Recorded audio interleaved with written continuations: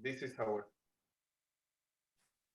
Okay, hello everyone. This is the second day of our summer school, the Potsdam Summer School, the 5th edition. And so I know that there are people that are not from the summer school that just that saw the announcement of this talk. And so we are doing, this is the 5th year that we do a summer school. And now we are having 4 tracks where we start from frequentist statistics for beginners, advanced frequentist statistics, where now we are we moved from R to Julia, and we have 2 tracks with the Bayesian statistics. Sharan Vasish, also here, is teaching the beginners track, and I'm teaching the advanced track. And yeah, and we are very happy to have Dora Matzke here with us.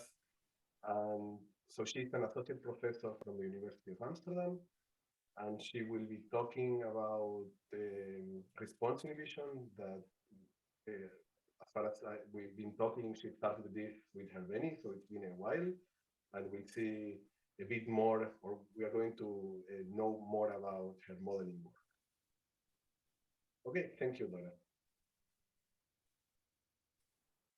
Yes, so thank you. Let me start sharing my slides. Can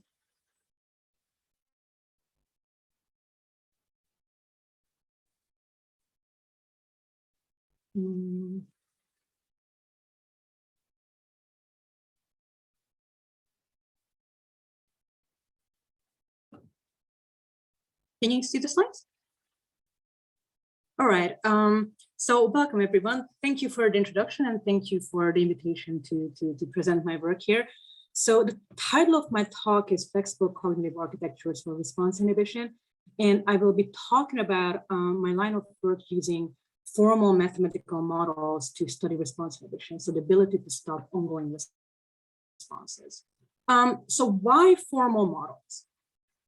Well, for one, in response inhibition research, as you will see shortly, we must find formal models, otherwise we simply cannot measure the latent construct we're interested in, and that is the speed of the inhibitory process. So how quickly people can stop their responses. Second, and more generally, as a mathematical psychologist, I strongly believe that we need formal approaches to fully understand cognition. So mathematical theories provide us with more precise measurements, and they allow us to make quantitative predictions. This means that formal models for stricter and more rigorous empirical evaluation of cognitive theories and verbal descriptions.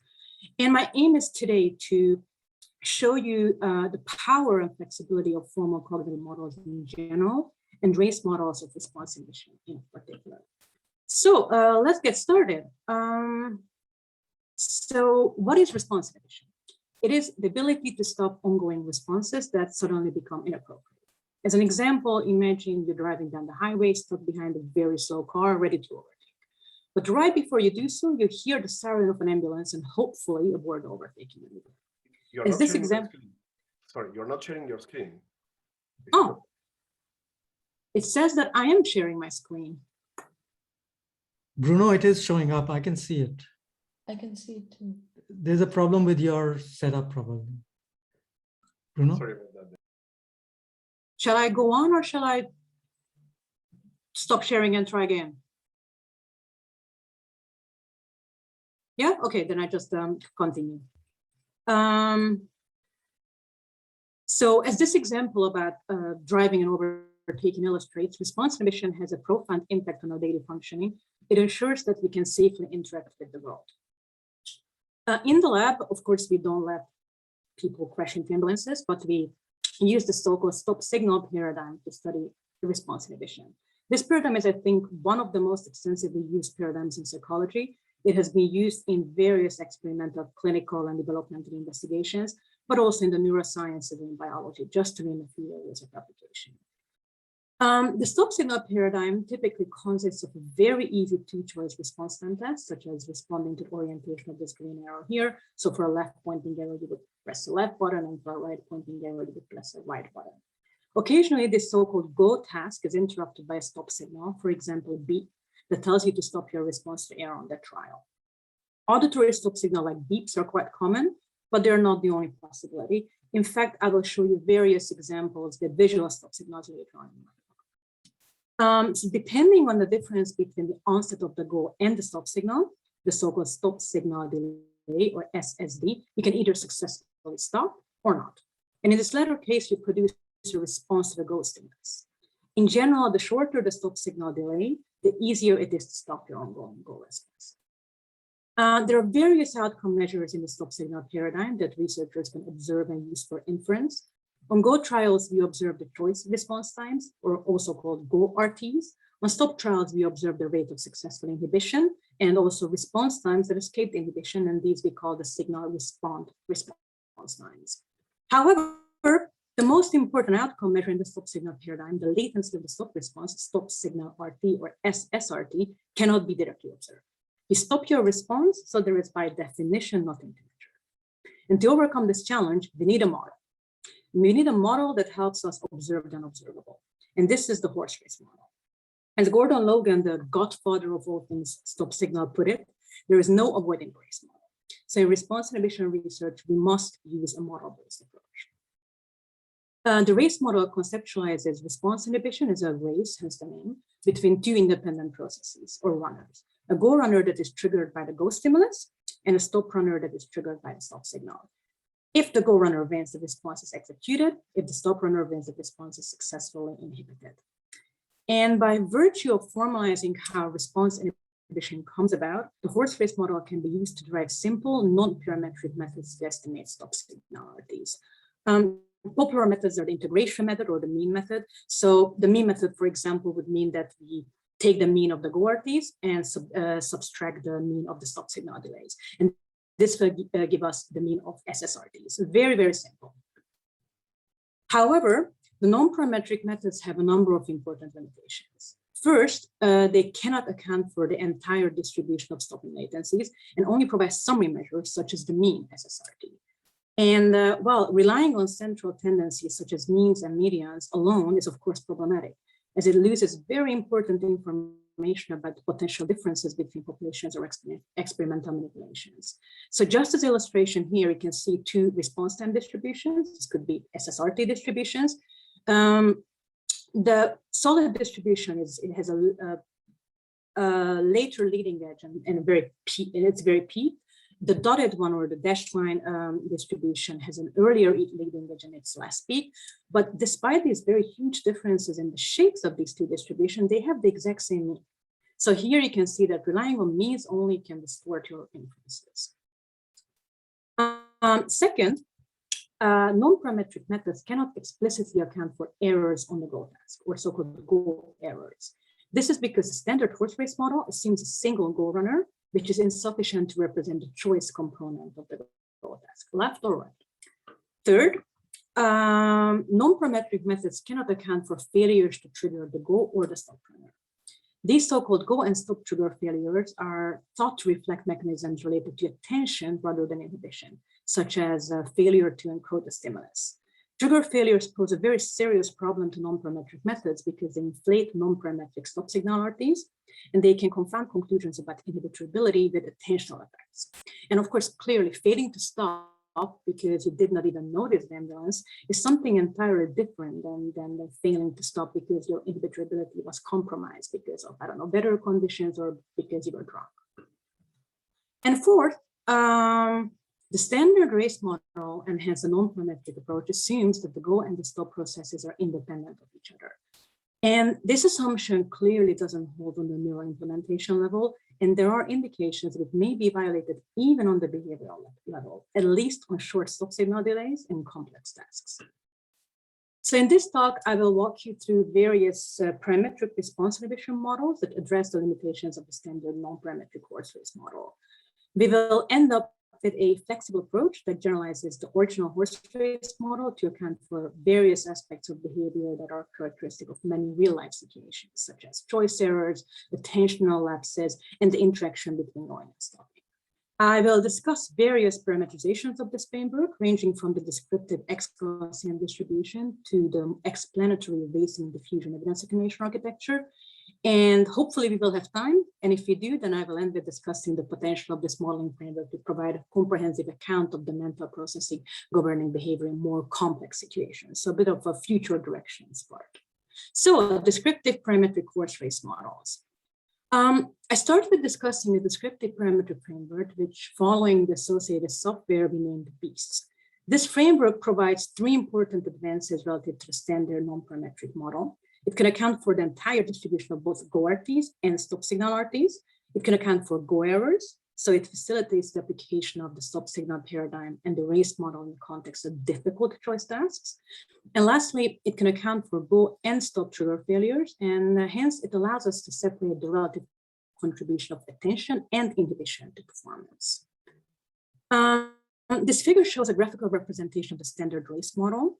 The green arrow is the onset of the choice stimulus. So this is what you would respond to. And in this example, let's use a visual stop signal, the red border appearing around the GO stimulus. Again, the difference between the onset of the green arrow and the red square is the stop signal delay. The white distribution on the top shows the finishing time distribution of the GO runner, and the upside down white distribution is the unobserved finishing time distribution of the stop runner. So this is how it works pretty much. On each stop signal trial, we draw a response time from each of these distributions, and the shortest determines the outcome of the race. So if the stop runner finishes first, then you can successfully inhibit. If the GO runner finishes first, then you will not inhibit and you will produce a response to the GO signal. And over the course of the trials, this process will produce that gray distribution you can see here, which is the observed distribution of signal respond RTs. So these are essentially GO RTs that were fast enough to beat the stop runner. In its original formulation, the model doesn't make any parametric assumptions about the finishing time distributions. The non-parametric approach is mathematically very elegant, but as I mentioned earlier, it only allows for the reliable estimation of the central tendencies, so that cross there, and not the entire distribution of stop signal RTs. To address this shortcoming in 2013, we proposed to parameterize the finishing times of the GO and the stop runners using an ex-Gaussian distribution. The ex-Gaussian distribution is a convolution of a Gaussian and an exponential random variable. It has three parameters, mu and sigma, which describes the mean and the standard deviation of the Gaussian component, and tau, which describes the exponential long tail of the distribution. The ex-Gaussian is a very flexible model. It can accommodate RT distributions in all shapes and sizes, and it is quite easy to fit. So here you can see that we assume a separate set of ex-Gaussian parameters for the finishing time distribution of the GO and the stop runner. So we have mu, sigma, mu GO, sigma GO, and tau GO for the upper distribution, and mu stop, sigma stop, and tau stop for the lower distribution. Please note, and this will be important later, that the ex-Gaussian race model is a purely descriptive model. The ex-Gaussian parameters cannot be interpreted in terms of psychological processes. They describe the shape of the distributions, but they don't tell us how these distributions came about. As you can see in this figure, this model assumes a single GO runner that produces a single GO RT distribution, the upper right distribution. It does not allow for errors on the GO test because that would mean another RT distribution, the error RT distribution. Let's realize this assumption now by postulating one runner for each response option on the GO test. In the standard stop signal paradigm, this would mean two runners, one for the left and one for the right continuum. And this model still conceptualizes response inhibition as a race, but now the race is between three runners. One that corresponds to a stop response, and two that corresponds to the two possible responses on the GO task. And of course, this idea can be generalized to any number of response options, enabling the model to be applied to multiple choice GO tasks. Graphically, this would look something like this. The blue distribution shows the ex-Gaussian finishing time distribution of the GO runner that matches the choice GO stimulus on any given trial. The red distribution shows the ex-Gaussian finishing time distribution of the GO runner that mismatches the choice stimulus, the GO stimulus. This model still makes one very unrealistic assumption, namely that the stop runner and the GO runners are triggered reliably in each and every trial. And this is, of course, not necessarily the case. Suppose, for instance, that you happen to blink right at the moment of the presentation of the choice stimulus. You may then fail to trigger the GO runners, and they wouldn't enter the race with the stop process, and this, by definition, will result in a successful inhibition. The same applies to the stop signal. If you miss it for some reason, you won't trigger the stop runner, and it won't enter into race with the go runner, so you will by definition produce a response to the go signal. Luckily, we can account for these trials using a mixture likelihood approach and augment the model with a parameter PTF, probability of trigger failure, that quantifies the probability that the stop runner is not triggered. And similarly, a parameter PGF, probability of go failures, that quantifies the probability that the go runners are not triggered.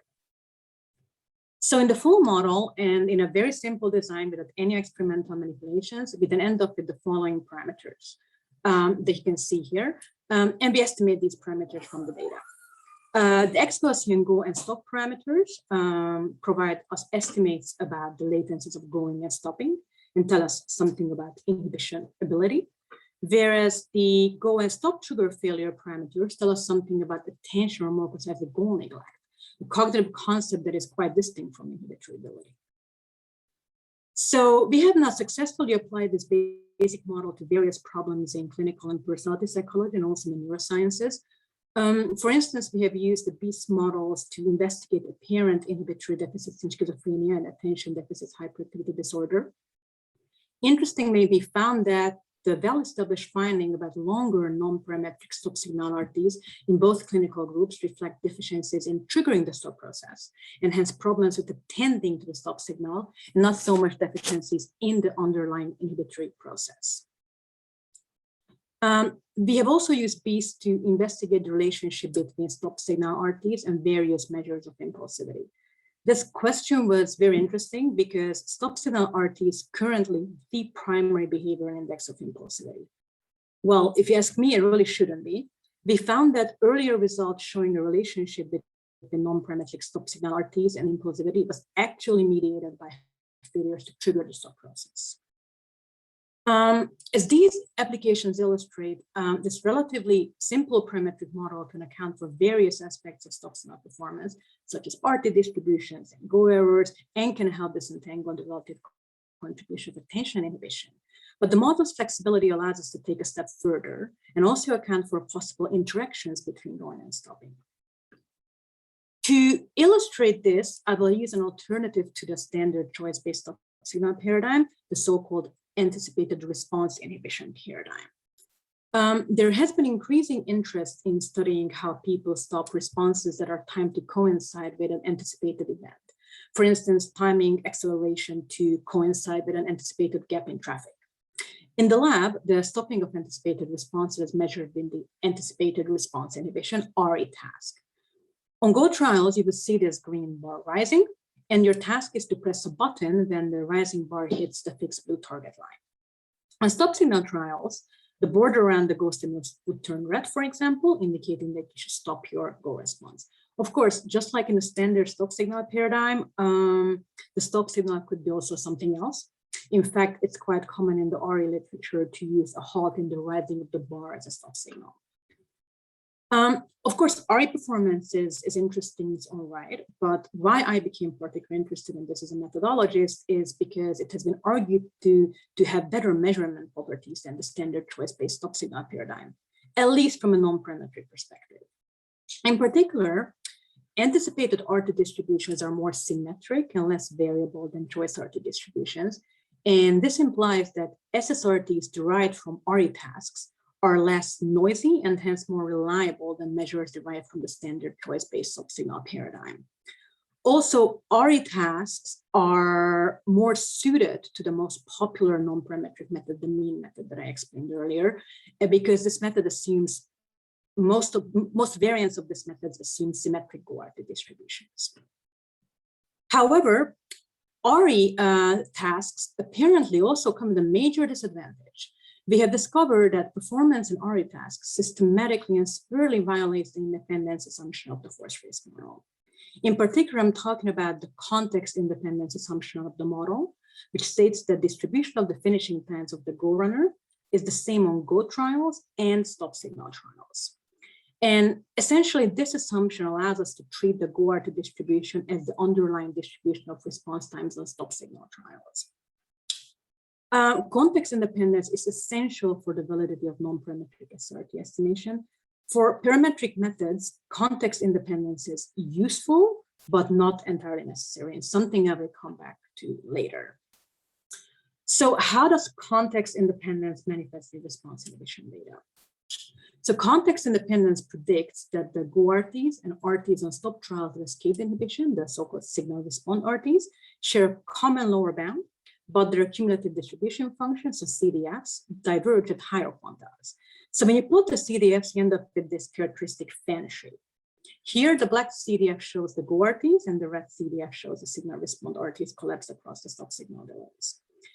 As a side note, note that this prediction of the horse race model forms the basis of the frequently used test of independence, where mean signal response RT is compared to mean GO-RT. As you can see, the expectation is that mean signal response RT should be faster than mean GO-RT. But what you can also see here that this is clearly a very low bar. For instance, we could shift the red signal response RT distributions to lower RTs. Mean signal response RT would be still faster, actually much faster than mean GO-RT, but context independence would be clearly violated as the two distributions wouldn't have the same lower bound anymore. This also highlights that what we are looking for is not only distribution dominance, where the signal response RT distribution is always to the left of the GO-RT distribution. If context independent holds, you should see this characteristic fan shape. It's actually easier to see when we plot the difference between the two distributions using delta functions. Delta functions show the horizontal difference between the CDFs as a function of probability. There is a difference in RTs corresponding to the same distribution quantiles. And because here I subtract the signal response quantiles from the GO quantiles, context independence predicts that the delta function should be positive and increasing, reflecting the increasing separation between the GO and the signal response CDFs. Ideally, we could use delta functions to diagnose violations of context independence as a non-increasing or decreasing pattern. However, delta functions are unfortunately also sensitive to failures to trigger the stop runner. In particular, stop trigger failures can substantially decrease the slope of delta functions. Compare this new figure to the one on the previous slide, now shown in the upper left corner. These figures were generated using the exact same GO and stop finishing time distributions, but the synthetic data shown in the new figure features 18% trigger failures. That is, by the way, the highest rate we've ever seen in empirical data. You can see that trigger failures decrease the slope of the delta function. And actually, if high enough, they can even result in decreasing delta functions. But note that they can never cause a failure of dominance. So they can never cause negative delta functions. So unfortunately, it means that looking at the delta functions alone cannot be used to diagnose violations of context independence. But what we can do is to fit a flexible parametric race model to the data, such as BEESTS, and see if this model that assumes context independence, but at the same time also accommodates trigger failures, can account for the observed delta functions. So this is how it would look like.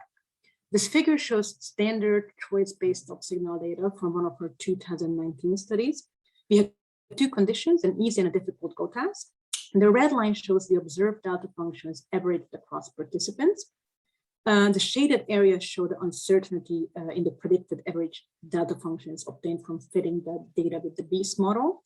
And this BEEST model assumes context dependence and allowed for stop trigger failures. The observed delta functions follow the expected steeply increasing pattern in both conditions, as you can see. And the model provides an excellent description of these functions, suggesting that the race model with context independence describes these data quite well. Unfortunately, the same was not true for RE data. This figure shows published data from young and older adults in RE task, where stopping was signaled with a halt in the rising of the bar. Data from the young adults on the left show an increasing average delta function, but the slope of the delta function predicted by the independent model is systematically steeper than the slope of the observed delta function. Data from the older adults on the right show an even bigger problem. Here we see a severe violation in the form of a decreasing delta function that is clearly not matched by the model predictions. So first we thought, okay, maybe it's just unfortunate to use the halting of the bar as a stop signal. If you think about it, it is kind of asking for trouble. The GO process is supposed to run the exact same way on GO and stop signal trials, but that is very unlikely if the stop signal essentially replaces the go stimulus. So we decided to try all kinds of different stop signals, such as a change in the color of the rising bar. And here you can see our best attempt with a stop signal we had very high hopes for. So here, instead of changing anything about the rising bar, the signal stopping using a red square around the go stimulus at a carefully chosen visual angle to prevent perceptual interference between the go and the stop signals. But it still didn't work. Both experiments we ran using this setup produced decreasing and negative delta functions, indicating failure of dominance, which is a clear qualitative violation of the independent trace model. I would like to emphasize again that these violations are not a result of trigger failures. The model predictions account for the associated decrease in the observed slope of the delta function. So there is something else going on here. What causes these persistent violations in RE data? Well, if you dig into the timing and time perception literature, it turns out that there may be quite a straightforward explanation: the field interval illusion. The field interval illusion is a robust and long-established finding that field intervals are perceived as longer than empty intervals. We reasoned that if the production of anticipated responses relies on timing ability, the field interval illusion could affect performance in RE tasks. In particular, this would mean that the finishing time of the go process is longer on stop signal trials than on go trials, which is the textbook definition of context independence violation, right? And there should be also a corresponding increase in the variability, as timing is a scale invariance property such that the coefficient of variation is constant. And luckily, we can easily model this using the ex-Gaussian parametric base model. So one option is to assume different go finishing time distributions on go trials and stop signal trials. You can do that. But practically, this is often difficult because it requires quite a large number of stop signal trials for accurate estimation. So instead of estimating a separate set of ex-Gaussian parameters for the finishing time distribution of the go process on go trials and stop trials, we chose for a more parsimonious formulation. We assume that the finishing times of the go process and stop trials is linearly related to the observed finishing times of the go process on go trials. In particular, we estimate a parameter that uniformly shifts the go-RT distribution, we call it M, and one that scales it S, so that the finishing time distributions of the go process on stop trials is described by these parameters shown on this slide. Positive values of M suggest that the anticipated interval is lengthened by the occurrence of the stop signal, and similarly, values of S higher than 1 suggest that the anticipated interval is made longer and more variable by the stop signal. And it works. These are the predictions from the new model.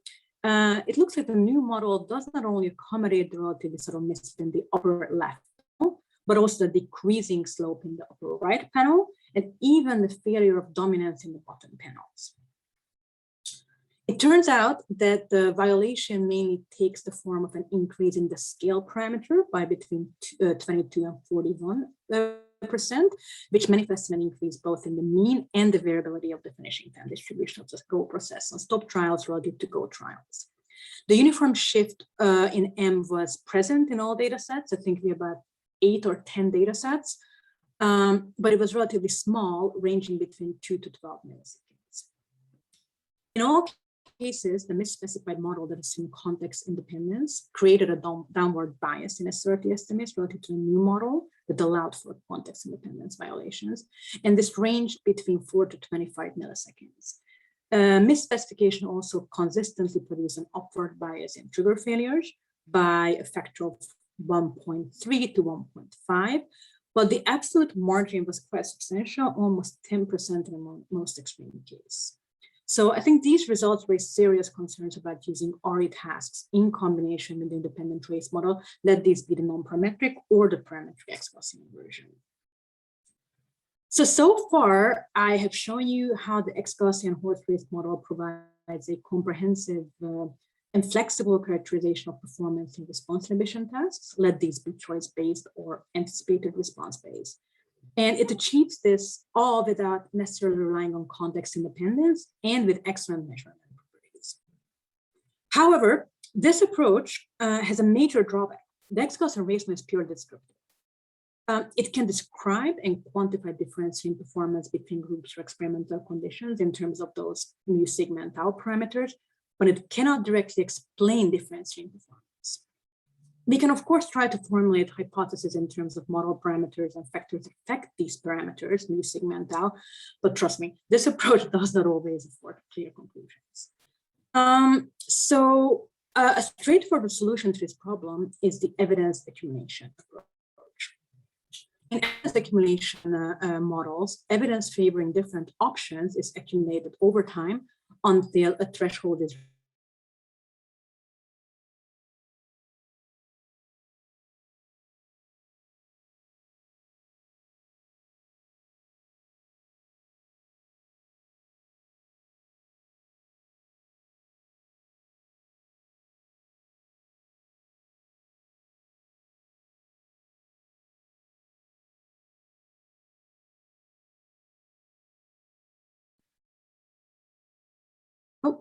So the major advantage of the evidence accumulation approach over the descriptive ex-Gaussian framework is that the evidence accumulation parameters are psychologically meaningful and can be directly mapped onto psychological processes. These parameters are the rate of evidence accumulation, which quantifies participants' ability or stimulus difficulty, decision threshold, which quantifies response caution, and non-decision time, the time required for encoding the stimulus and producing a response. Let me first introduce a particular parameterization of this framework, the stop signal racing diffusion model proposed by Logan and colleagues in 2014. This model assumes an independent race among a set of go runners and a stop runner, where each runner is characterized as a single boundary diffusion process. This means that the finishing time distribution of the runners is a shifted walled distribution. This figure shows a graphical representation of the one of the go runners, where V stands for the rate of evidence accumulation, B for the decision threshold, and TG for non-decision time. So this parameter is essentially the lower bound of the finishing time distribution of the corresponding go runner. So that's why it's a shifted wall distribution. You can see that evidence starts to accumulate, noisy evidence starts to accumulate it here, and it hits the threshold, and that will produce a response time. The model assumes the same set of parameters for the stop runner, VS for the rate of evidence accumulation, BS for the decision threshold, and stop non-decision time, TS, which again gives the lower bound of the finishing time distribution of the stop runner. And this parameter will be important later. So how does this work? So all we do here is replace the descriptive ex-Gaussian runners with single boundary diffusion processes, but the rest stays the same. The accumulator that finishes first or reaches threshold first determines the outcome of the trial. So if either the go accumulators correspond to the left or right response option reached threshold before the stop accumulator, I will not be able to inhibit my response and produce a signal responder RP. But when the stop accumulator reaches this threshold earlier than either the left or the right go accumulators, then I will correctly inhibit my response. Why would the stop accumulator win? Well, either because it is a faster rate and reaches threshold quicker, or it's a lower threshold and requires less evidence, or maybe it's triggered earlier, resulting in faster encoding or response production, or any possible combination of these three options. So it's a very neat idea, because psychologically meaningful parameter estimates for the go as well as stop runners in terms of rates, thresholds, and non-decision times. Unfortunately, it doesn't work. Estimating all these parameters from SSRT is already challenging if you've ever worked with these models. So you can imagine that things can easily go pear-shaped with estimating the stop runner. This is simply because pretty much all of the information you get about this runner comes from trials when it loses the race, the signal responder RTs, but never when it wins. And indeed, we have shown that the stop signal race in the diffusion model shows very poor parameter recovery, even asymptotically. The problem is attributable to an irregularity resulting from the parameter-dependent lower band of the finishing time distribution of the stop process, so the non-decision time of the stop runner. And this parameter is severely overestimated. And with a strong parameter correlation in the likelihood of the model, this bias then propagates to other stop parameters, sometimes even the go parameters. The end result, the end result is a trade-off between the lower bound and the variance of the estimated stop signal RPs. This figure shows what happens The left-hand panel shows the data generating SSRT distribution, and the right-hand panel shows the estimated SSRT distribution after fitting the Racine diffusion model to the data. Well, it looks like the data generating distribution. The central tendency seems to be preserved quite well, but the lower bound is overestimated and the variance is reduced nearly to zero. And unfortunately, the same problem applies to a simpler parameterization of this framework, the stop signal log normal race model. There seems to be no one-to-one mapping between the data generating and the estimated stop parameters, which means that the full stop signal evidence accumulation architecture is unfortunately not suited for measurement purposes. So evidence accumulation models cannot be used to quantify differences in the psychological processes represented by the stop parameters. So what now? Well, first of all, I believe that it should be acknowledged that cognitive models do not necessarily need to be measurement models to be useful. Although stop signal evidence accumulation models like the Inhibition do not perform well in parameter recovery studies, they could still be useful for comparing different theoretical accounts of performance inhibition paradigms. And actually, it turns out there's a relatively simple solution. And this is a hybrid modeling framework where we combine an evidence accumulation architecture, such as the Racine diffusion model for the Go runners, with a descriptive ex-Gaussian approach for the stop runner. And we found that this framework has much better measurement properties than the original Racine diffusion model. So this model takes advantage of the benefits of the evidence accumulation framework and allows theoretically motivated constraints on the Go parameters because they are meaningful, right? And at the same time, this model also enables accurate and reliable estimation of and stop signal distribution. It's a sort of a period situation. For instance, we use this hybrid approach to identify cognitive processes that are responsible for the strategic slowing of this in the stop signal paradigm. This refers to a well-known phenomenon in stop signal literature that RTs are typically slower in the presence of stop trials. So, for instance, subjects typically do slower GORTs when the stop signals occur more